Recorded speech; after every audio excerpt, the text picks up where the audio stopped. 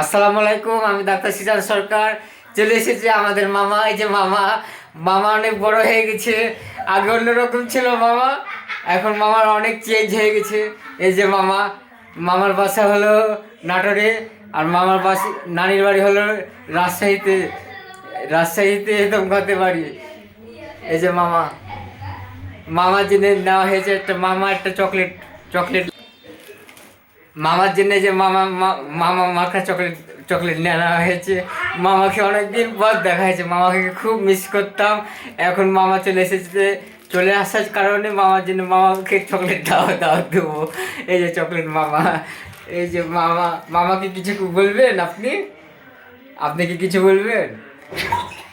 না, আপনি কিছু বলবেন না? আমি বলতে পারি না।